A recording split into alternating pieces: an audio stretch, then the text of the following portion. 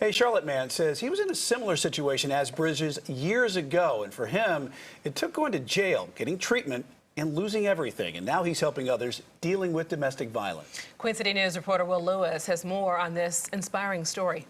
The A.W. Burgess you see is a different person today than the boy growing up in Baltimore, Maryland. There was a lot of trauma in these neighborhoods that I lived in. Burgess played baseball in Baltimore and became very good.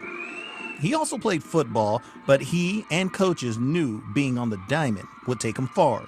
I remember he said, "This bat is your paycheck," and I stayed on that. Off the field, there was an internal battle brewing. Burgess' home life was volatile, and there's still scars to battle, like being locked in a dark basement from time to time. I wanted to get out of my house.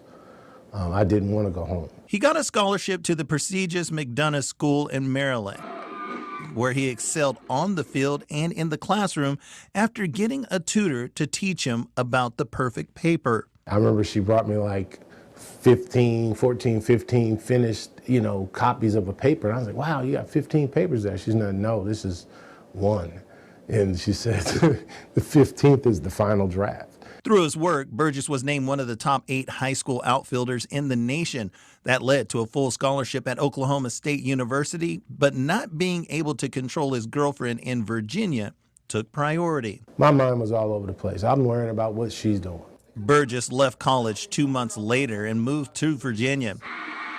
He tried to get back into sports, but his skills diminished and the rage continued. I literally punched out the front windshield of the car, of the Porsche.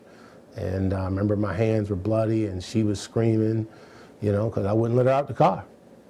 And I was like, you had your chance to get out the car, this is what you made me do. 28 days into his senior year and a new goal to be an attorney, A.W. Burgess wound up on the other side of the law.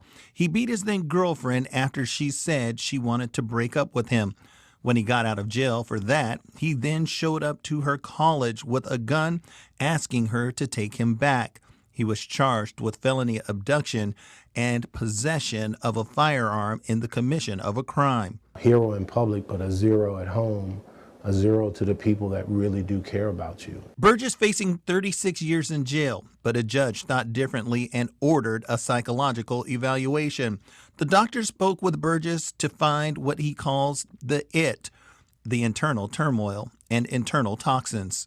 I'm talking about where I got hit in the head with a telephone over a card game, an Uno game. 36 years reduced to 14 months in prison plus therapy. Burgess discovered the root cause at the age of 22 and began working on it. Can it be changed? Yes, I'm proof of that. But that's why it's considered a disease, because it's still in me and it will always be in me, but I have control over it. For the last 7 years, Burgess has been sharing his story as the CEO and executive director of Family Mankind, an organization helping others impacted by domestic violence.